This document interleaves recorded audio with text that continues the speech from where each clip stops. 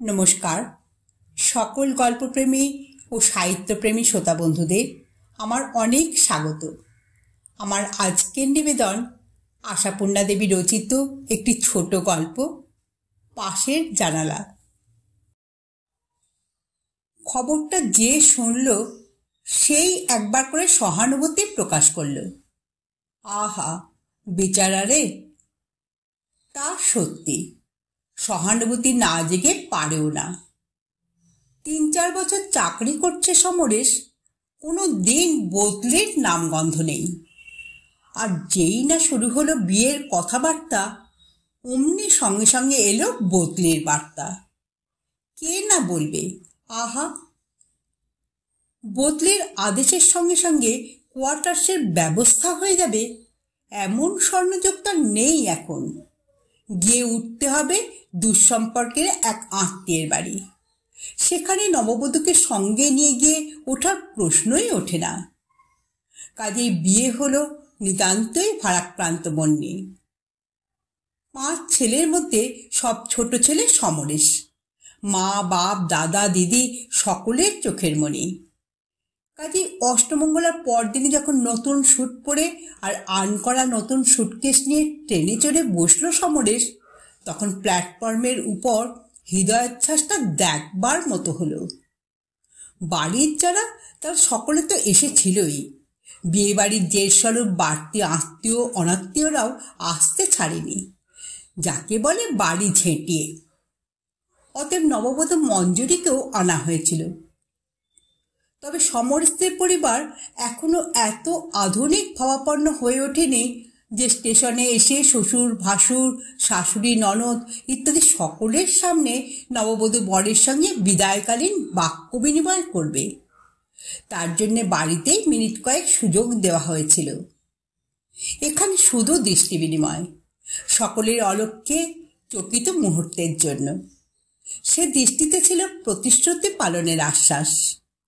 গতরাত্রে পরস্পর পরস্পরের কাছে প্রতিশ্রুত হয়েছিল, পৃথিবী উল্টে গেলেও প্রতিদিন চিঠি লিখবে তারা। ফেরবার সময় সমরেশের মা আর দিদিরা কেঁদে গাড়ি ভাসাতে ভাসাতে এলেন। বৌদিরাও ফোঁস করতে ছাড়লেন না। বাপ আর দাদারা সকলেই ম্রিয়মাণ। শুধু মঞ্জুরিকেই নিতান্ত সহজভাবে সমবয়সী ভগ্নীদের সঙ্গে লঘু আলাপ আলোচনায় পথ অতিক্রম করতে করতে আসতে হলো। না করলে উপায় কি? এতটুকু মন কেমনের ভাব দেখলে ওরা কি আর ঠাট্টার চোটে আস্ত রাখবে মঞ্জুরিকে? কাজেই দেখাতে হবে মঞ্জুরির মনে কেমন বলে কোনো অবস্থারই উদ্ভব হয়নি। বলতে হবে, আহা ভারী তো, মাত্র 8 দিন আগে তো চিনতামই না, আমার অত নেই। কিন্তু ফিরে আসার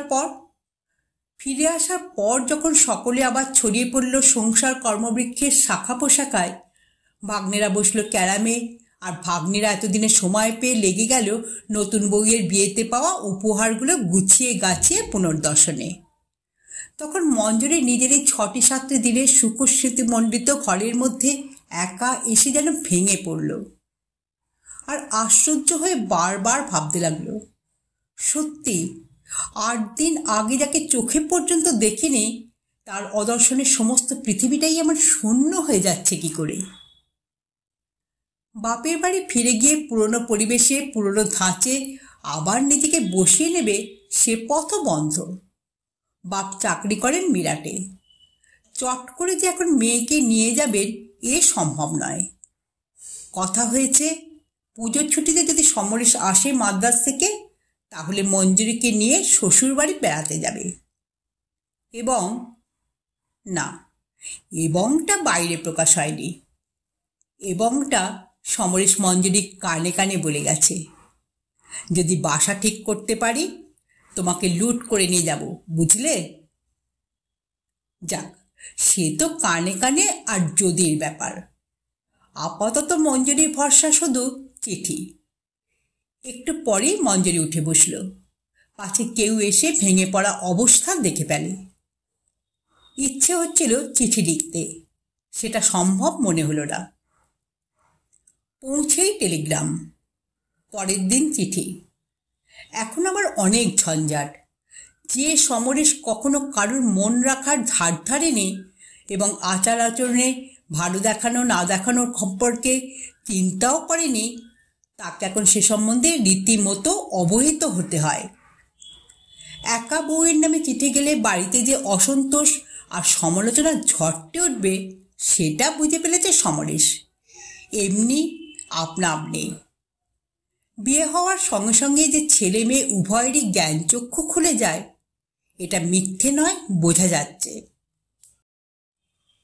অতএব প্রথম মহড়ায় 3-4খানা চিঠি লিখতে হয় সমরেশকে, মাকে, বাবাকে, দিদিদের, বৌদিদের আর সমবয়সী এক ভাগ্নিকে। তার সঙ্গে যেন না দিলে 9 গোছের একখানা মঞ্জরি দেবীকেও। বর্তমান পরিস্থিতিতে নবদম্পতির মানসিক অবস্থা, আবেগ উচ্ছ্বাস সব কিছুই অবশ্য চিরকালীন অথবা গতানুগতিক। নতুনত্ব কিছুই নেই। বিরহ যন্ত্রণার ঠিক বিরহ যন্ত্রণার মতোই। তবু যুগে যুগে কালে কালে শিশুর প্রথম জ্ঞানোন্মেষের, নবপ্রণয়ের আবেগ এবং প্রথম বিরহের মধুর যন্ত্রণার অনুভূতি আশ্চর্য রকমের অভিনব। সমরেশ আর মঞ্জরির মনে হতে থাকে বুঝি ওদের মতো বিরহ কষ্ট জগতে কেউ কখনো পায়নি। অতএব পরস্পরকে সেই কষ্টের যথাযথ বর্ণনা করে বোঝাতে ডাক খরচা কিছু বেশিই দিতে হয় ওদের। দিন যায়, ক্রমশ ভালো দেখানোর উৎসাহে ভাঁটা পড়ে আসে। অতঃপর মার কাছে সপ্তাহে 1খানা পোস্টকার্ড আসে। তাতে বাবার শরীর সম্বন্ধে রীতিমতো উৎকণ্ঠা প্রকাশ থাকে। থাকে মাকে বেশি মন খারাপ করতে নিষেধ জ্ঞাপন। থাকে বাড়ির সকলের কুশল সংবাদ প্রার্থনা। পরপর 5খানা চিঠি পাশাপাশি রাখলে তারিখের তফাৎ ছাড়া আর বড় কিছু পার্থক্য চোখে পড়বে না। প্রবাসী সন্তানের সহজ সংযত পরিচ্ছন্ন চিঠি। কিন্তু পূর্ণিমার রাতে যে সমুদ্রের জোয়ার ওঠে, ঝড়ের সন্ধ্যায় যে অরণ্য মাথা কুটে মরতে চায়, বর্ষার ভোরে যে আকাশ চিরবর্ষণের ভূমিকা নেব পণ করে বসে, আর ব্যাকুল বসন্তে যে বাতাস কাণ্ডজ্ঞান হারায়, তার কথা আলাদা। তাদের মর্মকথাকে ভাষায় প্রকাশ করতে চাইলে সংযমের সীমানায় আবদ্ধ থাকা কঠিন। আর সেই অসম্ভবের সাধনাতেই উঠে পড়ে লেগেছে দুজনে। অতএব কাগজের সংখ্যা অনেক সময় দৃষ্টিশোভনতার সীমা লঙ্ঘন করে ফেলে। ফলে ডাক বিভাগ উত্তরোত্তর লাভবান হতে থাকে। দিদিরা বলে, মাইনের সবকটা টাকাতেই যদি ডাক টিকিট কেনে খায় কি হতভাগা? বৌদিরা মুচকি হেসে বলে, তা ঠাকুরপোরা চাকরি বাকরি করাই বা কেন? চলে এলেই তো পারে। নতুন মনিবের চাকরিতেই যখন সব সময়টুকু যায়। দাদারা নেপথ্যে বলেন, ওটা যে আবার এত জানতো তা তো জানতাম না। দৈবাত কোনোদিন বাবার হাতে চিঠিটা পড়ে গেলে তিনি খামের ওজন দেখে স্তম্ভিত হয়ে গেন্নেকে বলেন, চিঠির মধ্যে অন্য কিছু পাঠাচ্ছে না তো? জিজ্ঞেস করো দেখি নতুন বৌমাকে, ওটা নিয়ম নয়। মা ঠোঁট উল্টে বলেন, হ্যাঁ, দায়ে পড়েছে আমার জিজ্ঞেস করতে। অন্য কিছু আবার কি? যত সব বেহায়াপনা। রোজ এত কথা আসে কোত্থেকে? আশ্চর্য। মঞ্জুরি গভীর রাত্রে বসে লেগে আর নিতান্ত গোপনে বাড়ির ঝিকে দিয়ে ডাকে দেয়। কাজেই ওর ব্যাপারে বেশি কথা ওঠে না। কিন্তু সমরেশের বেলা যতই কথা উঠুক, মঞ্জুরি কিছুতেই প্রাণ ধরে পারে না তাকে বারণ করতে। যদিও প্রায় প্রতিদিনই নানা মন্তব্য কানে আসার ফলে বিক্ষুব্ধ চিত্তে সংকল্প করে বসে, যাকে যাক, দেব লিখে। দরকার নেই তোমার প্রতিজ্ঞা পালনে, দরকার নেই আমার রোজ চিঠিতে। সপ্তাহে 1খানা করে পোস্টকার্ড দিও মায়ের কাছে, তাই ভালো, খবরটা তো পাবো। কিন্তু কাগজ কলম নিয়ে বসলেই কোথায় ভেসে যায় সেই সংকল্প। 8-10 পৃষ্ঠা ধরে যা লিখে তার সারমর্ম এই, চিঠিটা প্রতিদিন পাওয়া চাই। আরও বড়, আরও বড়। কারণ মঞ্জুরির হৃদয় সারা দিন রাত্রি ওই চিঠিটির আশাতেই উন্মুখ হয়ে থাকে, সূর্যের আশায় সূর্যমুখীর মতো। মঞ্জুরির সমস্ত কর্মচক্র আবর্তিত হতে থাকে ওই চিঠিখানার আবির্ভাবকে কেন্দ্র করে।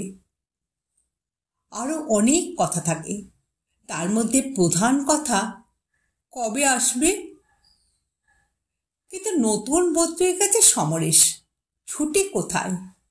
পুজো বাড়তি ছুটি মিলল না, মাত্র 4 দিনের ছুটিতে মাদ্রাজ থেকে আসা হয় না। অতএব দিনের পর দিন, মাসের পর মাস মঞ্জুরির কাটে শুধু সেই সূর্যের আশায় সূর্যমুখীর মতোই। এত বড় একখানা বাড়িতে লেটার বক্স একটা থাকা উচিত ছিল, আর দুবার নাকি সেই ঔচিত্যবোধটা দেখানোও হয়েছিল। কিন্তু বাইরে থেকে রাস্তার বদ ছেলেরা দুবারই উপড়ে নিয়ে গেছে। এমন ছিষ্টি ছাড়া কথা শুনেছ কখনো? মঞ্জুরিকে প্রশ্ন করেছিল বড় বউ। উপসংহারে বলেছিল, তোমার ভাসুর রাগ করে আর বাক্স লাগান নেই। ওই পিয়নদের বলা আছে এই খাবার ঘরের এপাশে জানালা দিয়ে যেন ফেলে দিয়ে যায়। মঞ্জুরি ভাবে, ভাগ্যে সেই রাস্তার বদ ছেলেগুলো ছিল। মঞ্জুরির পক্ষে এ সাপে বর। বাইরে লেটার বক্স থাকলে সে চিঠি সঙ্গে সঙ্গে করায়ত্ত করা মঞ্জুরির পক্ষে সম্ভব হতো না। সেই প্রতীক্ষা আর পরমুখাপেক্ষিতার দুঃসহ যন্ত্রণা থেকে মুক্ত করে রেখেছে ওরা, রাস্তার বদ ছেলেরা। খাবার ঘরের গলির দিকে জানালাটা মঞ্জুরির চোখের নিচে, মঞ্জুরির হাতের মুঠোয়। নির্দিষ্ট একটা সময় আছে, বেলা 11টা নাগাদ। সে সময় যেখানে যে ধরনের কাজেই আটকে থাকুক মঞ্জুরি, হঠাৎ একবার যেন কি দরকারে যেন ভুলে ভুলে অকারণেই এখানে এসে পড়ে। আর 2-1টা ঘোরাঘুরির মুহূর্ত পার হতেই মঞ্জুরির হাতে এসে পড়ে সেই অপার্থিব বস্তুটি। হয়তো কোনোদিন এসে পড়েও থাকে মাটিতে জানালার কোলের কাছে। সেই এয়ারমেল ছাপ মারা আর বাড়তি কিছু টিকিট লাগানো নীলাভ খামখানা, যেটা তুলে নেবার সময় ভরে ওঠে সমস্ত বুকটা, ভরে ওঠে পৃথিবী, ভরে ওঠে আকাশ বাতাস বিশ্বভুবন। মঞ্জুরির এই ঘুরঘুরনির অর্থ অবশ্য বুঝতে আটকায় না কারোরই। জায়দের, ননদদের, শাশুড়ি আর পিস শাশুড়িদের। কেউ মুচকে হাসে, কেউ ভুরুটা কোঁচকায়, কেউ মুখখানা বিষ করে। মোট কথা সকলের মতেই এটা যেন বড্ড বেশি বাড়াবাড়ি। মঞ্জুরি অবাক হয়ে ভাবে, চিঠিখানা পুরোবার সময় তো অনেক দিনই কারো চোখে পড়ে না। রোজই যে আসে ওরা বোঝে কি করে? আর যখন বিরুদ্ধ মন্তব্য কানে আসে তখন সংকল্প করে আজই লিখে দেব ওকে। কিন্তু পরদিন আবার সেই যথাপূর্বং, সেই তরুণ বয়সের মনোভাব অনুসারে বয়সোলাদের অবোধ ভেবে নিয়ে বেলা 11টা নাগাদ ঘোরাফেরা, খাবার ঘরের গলির দিকে জানালার পানে তাকিয়ে। প্রতি চিঠিতেই সমরেশ লেখে, আবার কলকাতার অফিসে ফিরে যাবার জন্যে দারুণ চেষ্টা করছি। এই লাইনটা লেখা প্রায় সম্ভাষণ আর ভালোবাসা জানাবার মতোই রেওয়াজ হয়ে দাঁড়িয়েছিল। হঠাৎ একদিন একটা অসম্ভব অপূর্ব লাইন যেন মঞ্জুরির দেহের সমস্ত শক্তিকে চোখের দৃষ্টির মধ্যে এনে হাজির করল। হাত কাঁপতে থাকলো মঞ্জুরি, কাঁপতে থাকলো পা, বুক, সর্বাঙ্গ। সমরেশ লিখেছে, আমার প্রার্থনা ঈশ্বর বোধহয় শুনলেন, কলকাতার অফিস থেকে চেয়ে পাঠিয়েছে আমাকে। এ কি স্বপ্ন, এ কি মায়া? কাকে জিজ্ঞেস করে যাচাই করবে মঞ্জুরি? কার কাছে মেলে ধরবে এই বেপমান হৃদয়খানিকে? আশা, আনন্দ আর সংশয়ের গুরুভার বয়ে বয়ে কাটলো দিন, কাটলো রাত। পরদিন একসঙ্গে এলো খাম আর পোস্টকার্ড। বাবাকে লিখেছে সমরেশ, 1 সপ্তাহের মধ্যেই ফের কলকাতার অফিসে জয়েন করছে সে। বাড়ির ছোট ছেলে আজ 13 মাস বাড়ি ছাড়া। সেই ছেলে ফিরবে। কাশবনে বাতাস লাগার মতো খবরটা মুহূর্তে ছড়িয়ে পড়ল বাড়ির এদিক থেকে ওদিকে, শহরের এ প্রান্ত থেকে ও প্রান্তে। সমরেশের এক দিদি থাকে উত্তর কলকাতায়, আর এক দিদি দক্ষিণে। টেলিফোনে খবর চলে যায় সঙ্গে সঙ্গে। দিদিরা বলা বলি করতে লাগলো, যাক বাবা, বউয়ের প্রার্থনার জোর আছে, বলতেই হবে, নইলে। বৌদিরা বলতে লাগলেন, বাবা এবার চকাচকির মিলন হবে, দেখেও বাঁচব। মা পিসি বললেন, ঠাকুর মুখ তুলে চেয়েছেন, ঘরের ছেলে ঘরে আসছে। সেখানে পরের বাড়িতে কত দুর্গতি হচ্ছিল বাছার। ছোট বাচ্চারা হাততালি দিতে শুরু করলো, কি মজা কি মজা, আর 7 দিন পরেই ছোট কাকু। বিজ্ঞ পুরুষরা অর্থাৎ বাবা আর দাদারা অকারণ সহসা চাকর বাকরকে বকাবকি লাগিয়ে দিলেন। বাড়ির হাল কি করে রেখেছিস, দেয়ালে ঝুলগুলো ঝাড়, উঠোনের শ্যাওলাগুলো রগড়া, ঘরের আসবাবপত্রগুলো ভালো করে মোছ, ছোট দাদাবাবু আসছে, মনে রাখিস। সকলেই জানে ছোট দাদাবাবু একটু বেশি পরিষ্কার পরিচ্ছন্ন, কিন্তু এদের কথা শুনে আর তোড়জোড় দেখে মনে হয় বুঝি এই মুহূর্তেই সেই পরিচ্ছন্ন শৌখিন মানুষটি এসে হাজির হচ্ছে। কিন্তু মঞ্জুরির মনে হয় 7-7টা দিন, এখনো কত দুস্তর সমুদ্র। মনে মনে হিসেব করে ফেলে এই দিনগুলোর মধ্যে আর কখানা চিঠির আদান প্রদান সম্ভব। সমরেশ অনায়াসেই বাড়তি একটা দিতে পারবে, যদি ঠোঁটের কোণেই সব হাসি ফুটে উঠল, যদি ট্রেনে বসে একখানা লিখে ফেলে আর কোনো একটা স্টেশনে পোস্ট করে দেয়। মঞ্জুরির অবশ্য সে উপায় নেই, তাই অধীর আগ্রহে ঘণ্টা গুনতে থাকে।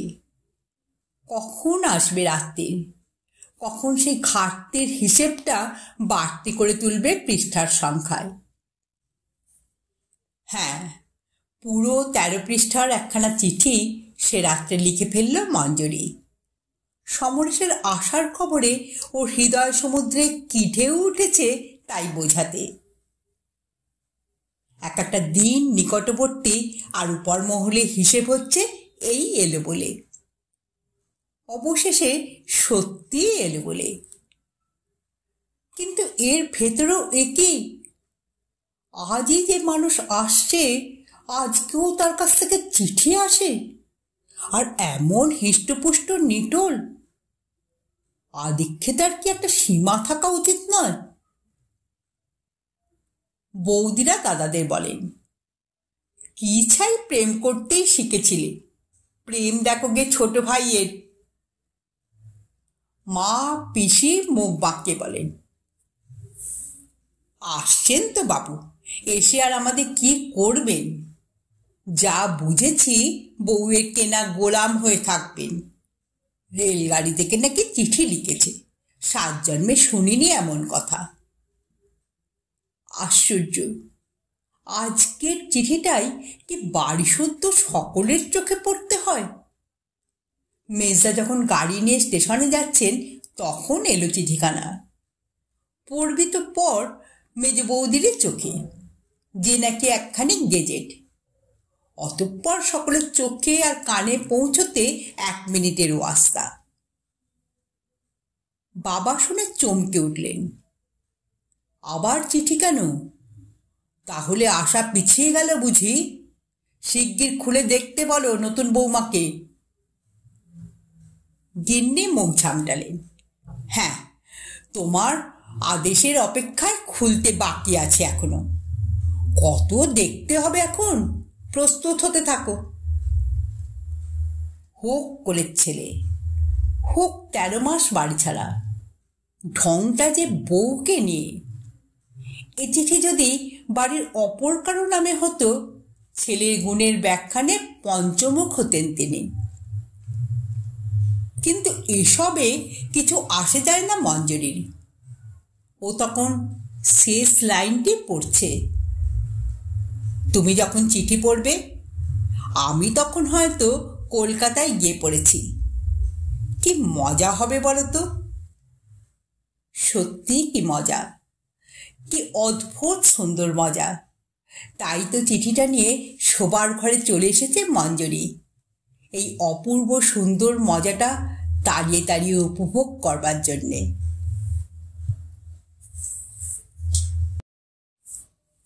হঠাৎ শোরগোল উঠল নিচে, এসে গেছে, এসে গেছে। কি আশ্চর্য, মঞ্জরি কি হুঁশ ছিল না, তাই গাড়ির শব্দ টের পায়নি।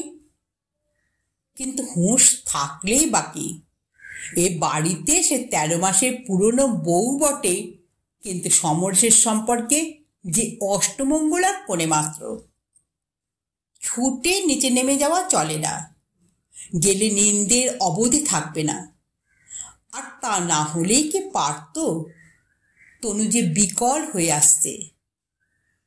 সকলের হৃদয়োচ্ছ্বাস মিটলে অবশেষে একবারটি মঞ্জরি, কিন্তু কতটুকুর জন্যে? দিদিরা এসে পড়েছে মুখরা আর প্রখরা সমবয়সী ভাগ্নিটি। পাড়ার বন্ধুরা এসে দাঁড়িয়েছে, সহাস্য মুখে চাকর বামুনরা পর্যন্ত ছোট দাদাবাবু বলে আকর্ণ বিশ্রান্ত হাসছে। ছোট বাচ্চাদের তো কথাই নেই, ছোট কাকুকে তিলার্ধ ছাড়তে রাজি নয় তারা। এর মাঝখানে মঞ্জুরির জন্য ফাঁক কোথায়? সব কথা রাত্রিরে হবে বলে ছুটে নিচে নেমে আসতো না সমরেশকে। কিন্তু সেই রাত্রিরেরই বা কতটুকু রইল হাতে? বোন ভগ্নিপতি, ভাগ্নে ভাগ্নি এক বাড়ি লোক, তাছাড়া আবার রান্নাঘরে বিশেষ ব্যবস্থা সমরেশের অনারে। যা যা ভালোবাসে সমরেশ আর এতদিন খেতে পায়নি, সেগুলো সবই আজই রান্না করতে ইচ্ছে হয়েছে ওর মায়ের। অতএব খাওয়া দাওয়ার পাট চুকিয়ে আর দিদিবাহিনীদের পার করে শুতে যেতে রাত 1:30 বাজল সমরেশের। কিন্তু রাত্রে কি কথা হয়? যা হয় সে তো শুধু অর্থহীন কুজন গুঞ্জন। চমক ভাঙল রাস্তার জল দেওয়ার শব্দে। চমকে আলোটা টুক করে জেলে দেখল ঘড়িতে 4:30। গরমের রাত, সকাল হলো বলে। 5টা বাজতে না বাজতেই উঠে পড়েন বাড়ির কর্তাটি, আর তার কাজ হচ্ছে বাড়ি শুদ্ধ সকলকে ওঠানো। আজ আবার সমরেশ এসেছে, আজ তার মনশ্চাঞ্চল্য আরো বেশি। আজ নিশ্চয়ই 6টার আগেই বাজার যেতে বাসনা হবে তাঁর। সত্যি তাই, বোরের স্নিগ্ধতায় একবারটি চোখ বুজে এসেছিল মঞ্জরির। ধর্মর করে উঠে বসল, বাইরে থেকে শ্বশুরের গলা পাওয়া গেল। সমর, উঠেছিস নাকি? আজকেই আপিস করতে হবে, ছুটি নেই? আর্তনাদের মতো শোনালো মঞ্জরির প্রশ্নটা। কই আর, সমরেশ হাই তুলে পাশ ফেরে। আজ যে ভীষণ জরুরি। কিন্তু আপিস বন্ধ থাকলেই বা কি লাভ হতো মঞ্জরি? এই জনরণ্যের মাঝখান থেকে সেই ছুটির উপসত্ত্বটুকু কি ভোগ করতে পারত সে? ঝড় বইছে সকাল থেকে সারা সংসারে, কাজের ঝড়। চকিতে একবার দৃষ্টি বিনিময়েরও অবকাশ মেলে না। শুধু একেবারে শেষ মুহূর্তে ঠিক সমরেশ অফিস বেরোবার মুখে সেজ বৌদি মুখে আঁচল চাপা দিয়ে হাসি চাপতে চাপতে মঞ্জুরিকে ডেকে বললেন, এই ছোট বউ, শিগগির একবার ঘরে যা, ছোট ঠাকুরপো বেরোতে পারছে না। বেরোতে পারছে না, এ আবার কেমন কথা? ঠাট্টায় অনভ্যস্ত মঞ্জুরি অবাক হয়ে বলে, যা যা, কি রে, নিজের চোখে দেখলাম বেচারা ঘর আর বার করছে, যা যা, ছুটে যা। ছুটে না হোক, গেল মঞ্জুরি। 1 মিনিট, ব্যস্ত সমরেশ নতুন কাজের দায়িত্বে ছটপট করছে। অতএব ছুটে বেরিয়ে গেল সমরেশই, শুধু খুব মেয়ে যা হোক বলে ওর কপালে আঙুলের একটা টোকা দিয়ে। চোখে চোখে একটু তাকিয়েছিল হয়তো, কিন্তু সে এত স্বল্পক্ষণ যে ভাষা ফোটবার সময় পেল না। তারপর অনেকক্ষণ গেল।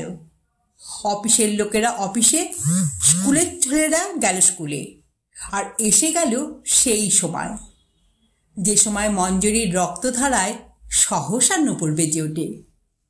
বুকের স্পন্দন সহসা ধ্বনিত হতে থাকে দ্রুত তালে। যে সময় যেখানেই থাকুক না কেন মঞ্জরি যেন ভুলে ভুলে একবার এসে পড়ে ও ঘরে। যে ঘরে জানালাটার কোণে এক ফালি রোদ এসে পড়ে থাকে এই সময়, আর নির্ভুল নিয়মে চৌকো এক টুকরো আলোর ঐশ্বর্য এসে পড়ে তারই কাছাকাছি। কিন্তু আজ আর সেই এক টুকরো আলো কোথায়? আর সে আলোর দরকার কি মঞ্জরি? সমস্ত দিন রাত্রি তো ভরে উঠেছে ওর আলোর বন্যায়। তা উঠেছে হয়তো, তবু কেন কে জানে আজ ঠিক সেই সময় অন্যমনস্কের মতো এসে দাঁড়ালো মঞ্জরি। দাঁড়ালো কিসের যেন প্রত্যাশায়। কিন্তু আজ আবার কি? আজ তো শুধু রোদের ফালিটুকু। আচ্ছা, লাল সিমেন্টের মেঝে রোদ পড়লে এমন প্রখর দেখায়, নাকি বেলা 11টার রোদে এমন প্রখর? কই, কোনোদিন তো লক্ষ্য করেনি মঞ্জরি। এই জানালাটা দিয়ে যে রোদ আসে তাই কি দেখেছে কোনোদিন? মনে পড়ছে না তো। দেখে থাকলে এমন অপরিচিত লাগবে কেন? সেই এক টুকরো অপরিচিত প্রখরতার দিকে চুপ করে তাকিয়ে থাকতে থাকতে হঠাৎ কি যে হলো মঞ্জরির।